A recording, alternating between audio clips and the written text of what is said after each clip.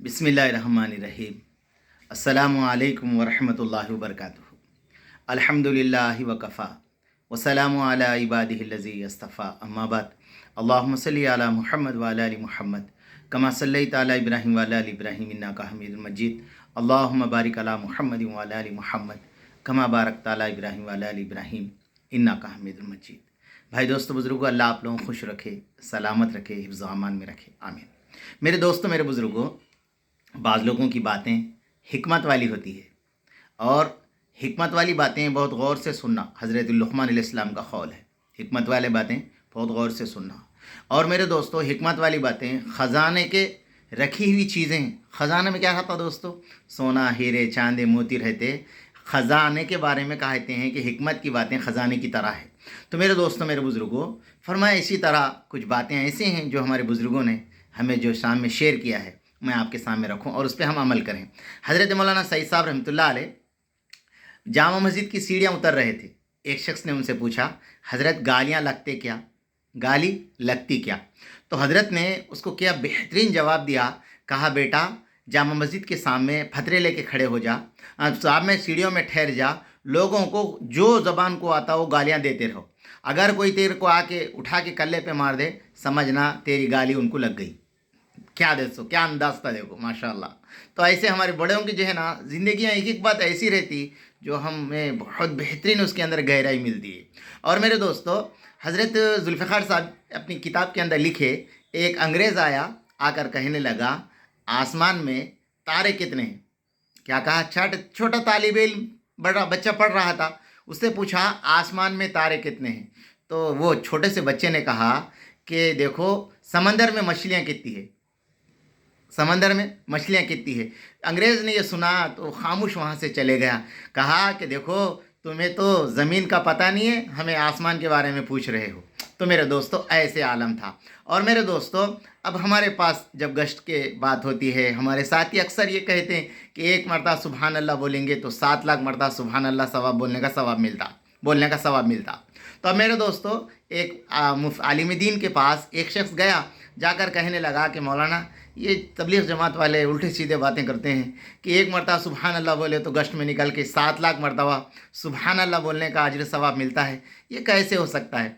तो मुफ्ती साहब जो आलिम दीन थे, उन्होंने कहा कि भाई ये बेचारों का इल्म इत्तज है, इन लोगों के इतनी सुने, इत्तज बोले और इत्तज बोलने दिए कि 7 लाख मरतबा सुबहान अल्लाह का सवाब मिलता है। अल्लाह पाक तो इतने बड़े हैं, उनका काम करने पर 7 करोड़ क्या 7 अरब भी दे सकते हो।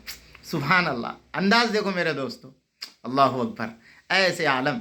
और मेरे दोस्तों, एक मरतबा फ़जर की नमाज के बाद एक जमात तालीम कर रही थी, फ़ज़ाइल अमल की तालीम कर ले रही। तो एक साहब को पेट में दर्द दिया कि भाई ये फ़ज़ाइल अमल क्यों पढ़ते हैं, क़िस्से कहानियों की किताब है। एक आलिम दीन के पास जाके कहने लगे, मौलाना साहब ये फ़जर के बाद क्या कर रहे हैं ये जमात वाले?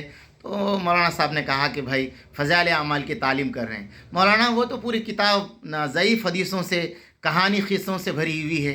तो मौलाना साहब इतने बेहतरीन जवाब दिए वो साहब को, कहने लगे, देखो भाई अल्लाह हमें भी कहते हैं लक़द ख़लक़नल इंसान ज़ईफ़ा, हम भी ज़ईफ़ है, कमज़ोर है, इसलिए हज़रत शेख ने हमें भी कमज़ोर और ज़ईफ़ हदीसें देकर दीन के ऊपर, आमाल के ऊपर उभारने की कोशिश की है, फ़ज़ाइल अमल लिख कर।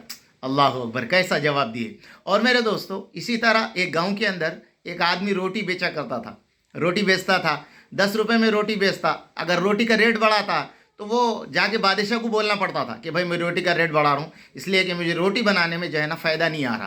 तो अब मेरे दोस्तों, उसने बड़े आजिज़ी इनकिसारी के साथ बादशाह के पास गया, जाके कहना, बादशाह सलामत, आटे का रेट भी बढ़ गया और पकाने पर मुझे रोटी की कीमत जो है ना मुनाफा नहीं मिल रहा, मैं उसमें बहुत कम मुनाफे में रोटी बेच रहा हूँ, क्या करूँ? मैं आपसे दरख्वास्त लेने के लिए आया हूँ कि रोटी का रेट बढ़ा दिया जाए। तो बादशाह ने कहा कि देखो भाई, अब कितना रेट है रोटी का? कहा कि 10 रुपये है। बोले कि 30 रुपये कर दो, रोटी का रेट कितना है? 10 रुपये को 30 रुपये कर दो। और वो बहुत खुश हो गया, बादशाह तो मेरी बात का इनकार नहीं करा, 30 रुपये कर दिया। अब सुबह में आके उसने एक तख्ती लिख कर लगा दी कि मेरे पास रोटी 30 रुपये में मिलेगी।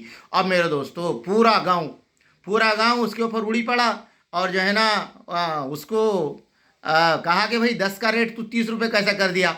तो सब मिल के बादशाह के पास गए।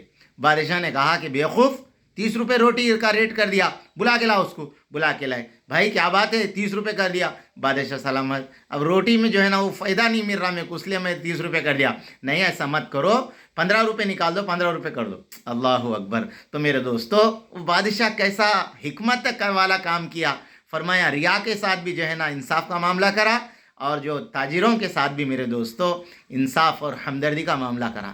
تو میرے دوستو جب انسان اپنے اللہ کی دین پر چلتا ہے، اللہ کے دین کو سینے سے لگا لیتا ہے، تو اللہ تبارک تعالیٰ دنیا میں زندگی گزارنے کا، دنیا میں بات کرنے کا، دنیا کے اندر رہتے ہوئے انسانوں کے اوپر خیر خواہی کرنے کا جو ہے نا اللہ راستہ خود بتاتے ہیں۔ اللہ میرے کو، آپ کو، ہم سب کو دین پہ چلنا آسان فرمائے۔ ربنا تقبل منا انک انت السمیع العلیم۔